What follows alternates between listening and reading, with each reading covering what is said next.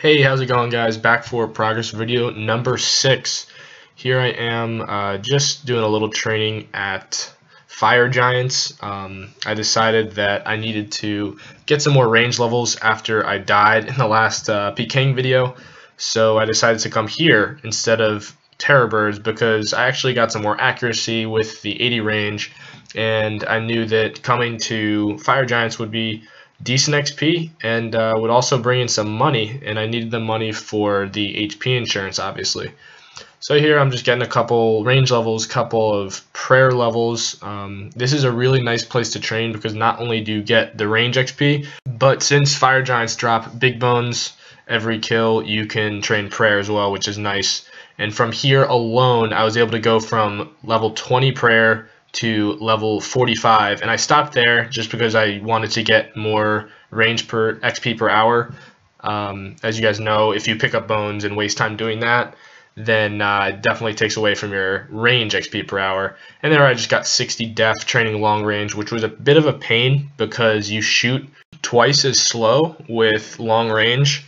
So after I got that, I was really happy to just move back to the rapid attack mode.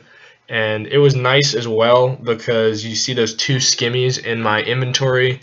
I actually got both of those back to back. How often does that happen that you get back to back skimmies at Fire Giants? I know a lot of people who have come here, been training for 10 hours or whatever, and have not gotten a single rune skimmy drop. So that kind of sucks. If that's you, I'm sorry for you. Anyway, after about 10 or so hours of training range here at Fire Giants, I got the 75 HP after losing some from dying the other day PKing. And so the only thing after this standing in my way from getting that insurance was money.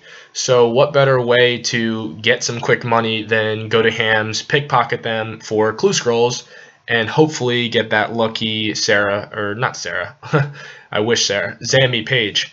And so when I was here, some guy runs down randomly and starts attacking me, says, "Good luck, mate." And so I was like, sure, I will definitely fight you, because I did happen to have my magic shortbow and rune arrows on at the time, and I was able to just completely dominate this. Like, all he could do here was eat. I was just shredding through because he had no armor, and he was a lot lower level. So I'm just doing some great DPS here. And so once he realizes that he's about to lose the fight, he starts running. Right there, you notice that he has the G-Maul. So as soon as I saw that, I was like, oh, I have to get this kill, because that's like a free 150k towards my insurance. So when I run up the ladder, some other guy starts to attack him, and I'm just like spamming clicking because I need this kill. Like, I want this money for the insurance. And so for some reason, the other guy stopped attacking him. Don't know why. Maybe a misclick, maybe something. But I was able to get the last two shots on him, and he did drop them all. He said he came back a little later and said he was trying to drop it. I think he dropped his skimmy somewhere, so I wasn't able to get that. But I was able to get them all, which is nice. After picking up that key, I went straight to the bank because I was obviously really excited to see what he had, and only 79k.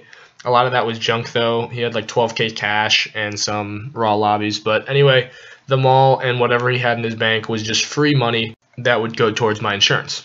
And so after that, I just ended up going back to Hams to get some clue scrolls. And after a short amount of time, I did get another one. It really depends, guys, like the rate of clue scrolls. I've come here before, and on the third pickpocket, I've gotten this clue. And I've had times where I have to pickpocket a Ham member like 100 times to get a clue. So it really depends. It's nice that I have the 89 thieving because I don't fail that often. But yeah, the first step to this clue actually required a tiara, and I didn't have the crafting to actually make this. So I had to go out of my way, go to Cami, go to Sears Village, and then get the crafting level myself. So that was not that big of a pain, but I just, slowed down my progress a little bit. Once I got the crafting level, I realized I actually had to get the tiara mold from Alcarad, and I ran into this team. I don't know how many there were, but Curiosity actually got the best of me there, and I stayed longer than I should have, but luckily made it out, was able to hop worlds and go into the store to buy the mold. And then I just went to Lummi instead of using the furnace that's in Alcarad because it's in multi.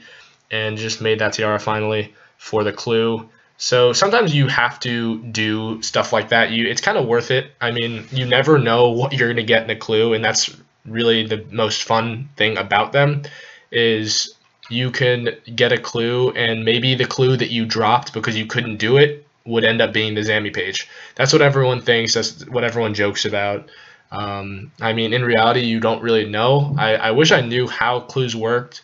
My guess is, like, no matter what, there's just a random shuffle every time, and you have the same odds every single time you open the clue.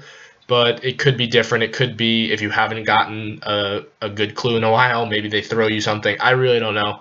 I don't know if anyone really knows that. But anyway, moving on to the next part of the clue, it required me to go behind the wizard tower in Draenor, which is obviously dangerous because the whole area here is multi.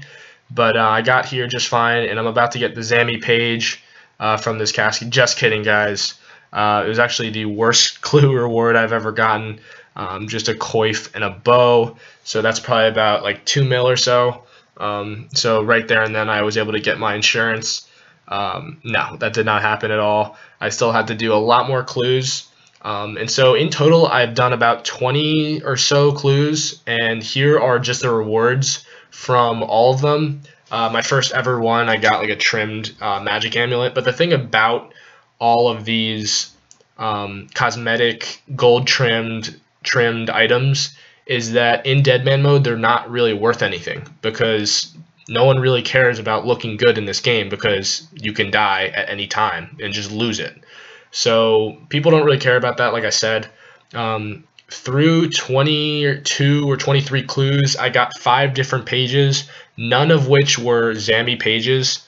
I got 2 ancient pages, a Guthix page, and a Bandos page, and a Sarah page. So those were decent money. After I sold all of the pages, I got a total of about 250k or so, and I actually was able to sell a couple more items, like that trimmed wizard hat right there, for about 20k. So nothing too bad. I was hoping on getting the Zammy page, but I didn't.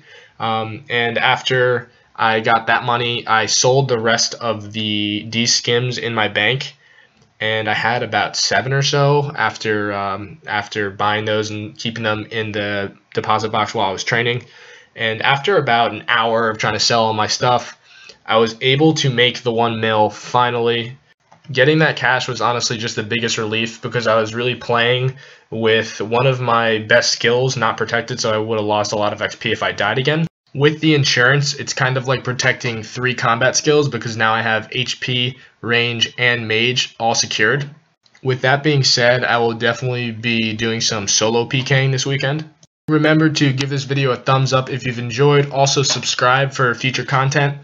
Hoping to get some nice, juicy bank loot from the next PKing video. Until then, guys, take care. I'll see you soon. Peace out.